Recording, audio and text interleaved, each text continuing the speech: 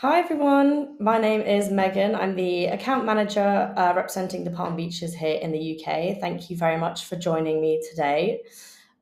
Before we start, I do want to obviously acknowledge the recent hurricanes that Florida has seen this year and just inform everyone that the Palm Beaches was not affected by these other than some rainfall and wind. We are open business as usual, but the destination obviously does have measures in place to ensure that if we were to be affected by a hurricane, that both the tourists and residents are safe and protected.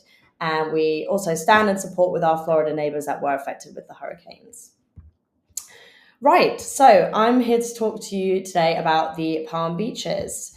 This is just something that I will be covering today, but before we get started, I just want to show you guys a quick video.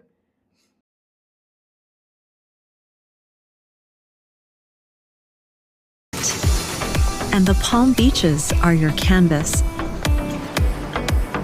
Stroll along sun-soaked beaches. Unwind at boutique resorts. Explore hidden and not so hidden gems. Here you'll discover a lifestyle that's nothing short of a masterpiece. Curate your perfect collection of experiences in the Palm Beaches. Fab. So I'm just going to kick off with the history. So the Palm Beaches was founded by a gentleman called Henry Morrison Flagler, who played a really key role in the development of the destination. So he had a lot of money in oil, and when he retired, he put a lot of it into the Palm Beaches in terms of improving the connectivity and the agricultural development of the destination. So he built railroad tracks from the north part of Florida all the way down to the south. And he also built the iconic Breakers Hotel, which back in 1926, and that is still standing to this day and a very prominent, iconic property in the destination. But what really sets the Palm Beaches apart is it is America's first resort destination, and it has been welcoming travelers now for over 125 years. Addison Meisner was also played a key part in the architecture of the destination, and it really does have a very Mediterranean feel. It doesn't really feel like you're in Florida. It's really, really stunning, as you can see in this picture here of Worth Avenue Clock Tower. But the Palm Beaches really does attract those that are seeking kind of a less crowded, more gentle side of Florida with really diverse experiences.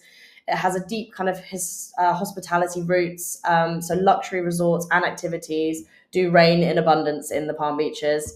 And these kind of attractions can range from cultural sites to natural wonders, world-class sporting events, etc. And obviously, outdoor activities are synonymous with the Sunshine State, so diving, boating, fishing, snorkeling, etc. But just to give a quick overview, so the Palm Beach is actually comprised of 39 cities. It's Florida's cultural capital, so lots of historical and cultural centers to visit. Very big golf destination, as you can see, 160 golf courses, in addition to great nightlife, restaurants, and shopping and entertainment districts. So, a little bit about where we are. We are 2.5 hours drive from Orlando and just under an hour from Miami, traffic dependent, and 30 minutes from Fort Lauderdale. And on the right here, I've put a map of the Palm Beaches itself, just so you can see all the cities that make up it. Jupiter is the furthest point north, and the Boca Raton is the furthest city south.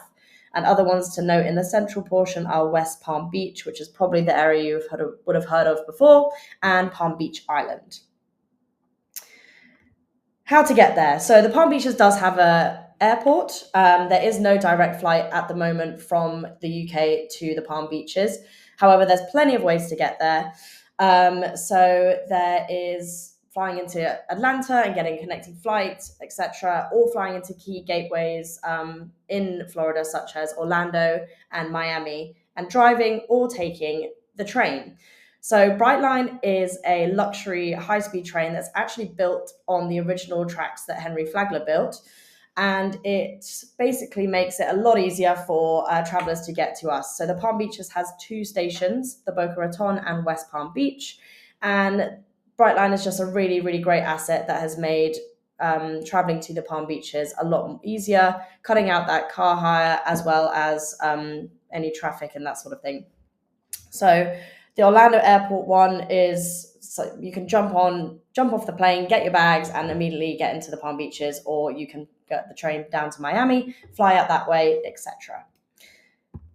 Just to give you an idea, it's really, really luxury. So there's very different to the trains that we have here in the UK. It's leather seats, there's Wi-Fi on board, there's snacks and drinks available, as well as the stations themselves are very sleek, clean, and modern.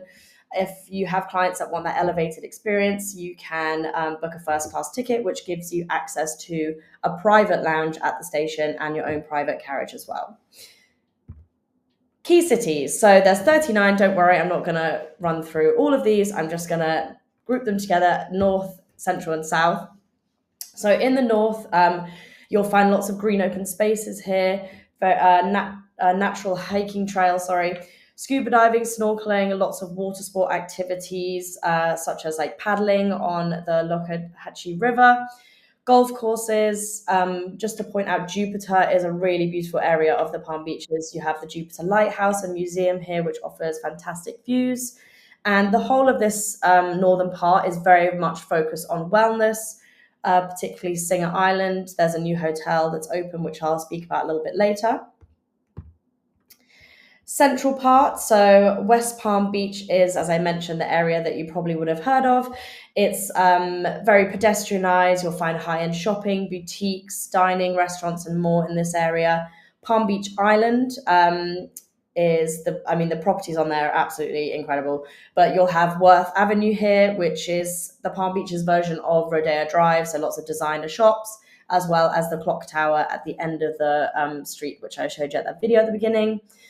Wellington is another one I want to point out, as it's very well known for its equestrian and sporting activities and events. So you could watch a polo game, you could watch the Winter Equestrian Festival, more nature trails and parks along here, as well as day trips to the Murakami Museum and Japanese Gardens, which is one I very much recommend. It's beautiful.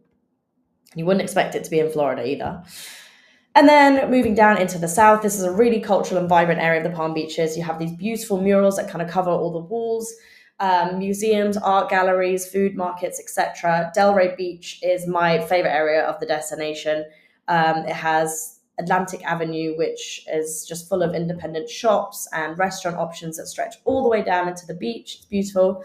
And the Boca Raton is the further city south, as I mentioned, which is also home to the Boca Raton Resort.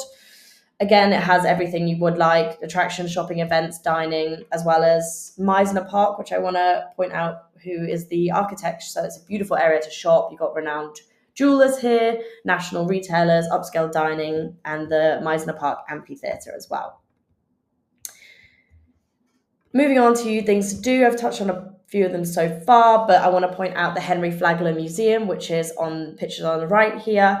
This is actually the home that he built for his third wife, but it's now a museum where you can go and walk around or have a guided tour, learn all about the history of how the Palm Beaches came about, and kind of look at all the artifacts that are in there as well.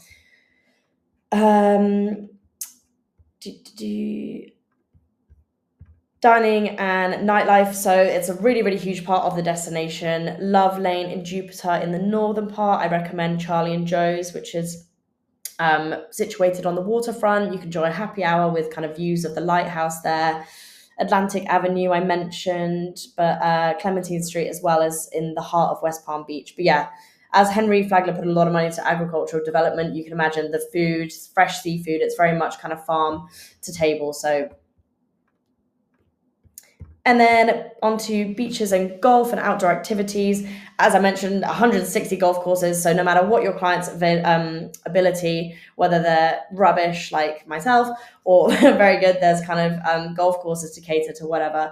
Similarly, on the beach side of things, whether your clients want just a public beach to pitch up with a towel and a book, or they would like to be part of a kind of beach club and be waited on hand and foot by a private butler service, everything in between the Palm Beaches can offer. And then I do want to talk about the new and noteworthy hotels. So these are kind of obviously the very noteworthy ones that we have in the destination. Just to pick out the Breakers and the Boca Raton.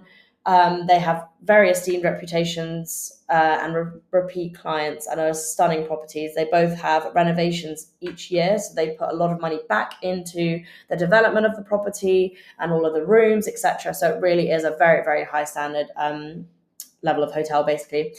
The PGA is a luxury golf resort, and the Four Seasons is located on Palm Beach Island, right on the beach. So it's really, really gorgeous.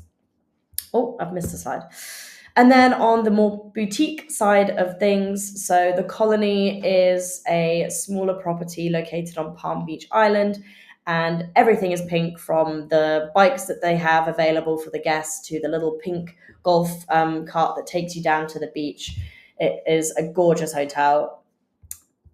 The Ray as well is located in Delray Beach in the kind of artistic Pineapple District. So the decor as well really reflects this. There's really gorgeous art pieces in the lobby, as well as the White Elephant in Palm Beach. This is a very boutique property. There's only one other that's in Nantucket.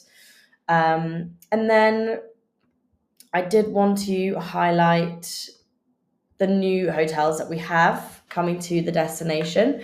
So Amrit is the newly opened beachfront wellness resort on Singer Island. It's got 155 wellness-inspired guest rooms, including 25 suites, gorgeous views of the Atlantic from the balconies, and over 100,000 square feet of spa facilities. The Veneta Hotel is opening in 2025 on Palm Beach, and it's just 2 blocks from the Worth Avenue. And this will be the first Ocotillo Collection hotel in the United States. Palm House has opened last month, so that's 79 spacious guest rooms, a chic palm bar, sunset deck, and cabana beds, and much more. And then finally, the Belgrove Autograph Collection is in West Palm Beach. So it's located along the Lake Mangonia, and it's just 10 minutes from the heart of Palm Beach. And this kind of stunning property is expected to have 150 guest rooms with private balconies and views of the neighboring Dutchman's Pipe golf course, which guests will have access to, fitness and spa facilities, 2 pools, outdoor patio areas, car rentals, 5 dining options, etc., etc. So those are just the hotels that I want to highlight that are coming to the destination or have already opened. And finally, I want to highlight our travel trade toolkit, which has everything that you would need. So including our training portal on there, fact sheets, kind of brochures, access to our images and videos, and much more. So please do scan that and make use of it. As well as if you do have Hablo, we are on there, and we have more webinars on there, which dive into the properties in more detail if that's of interest, as well as more resources and kind of evergreen posts and updates as they come. So, and yeah, that is the Palm Beaches in a nutshell. I hope you guys enjoyed. If you do have any questions, please feel free to pop them in the chat now. I don't think we've had any questions yet, but yeah, I'll give you guys a minute or two. If not, then that kind of concludes the training.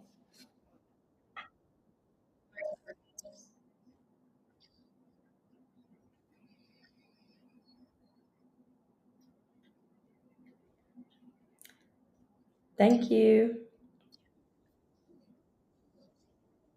Fab. Thank you so much again, guys. Enjoy the rest of your days. Thank you.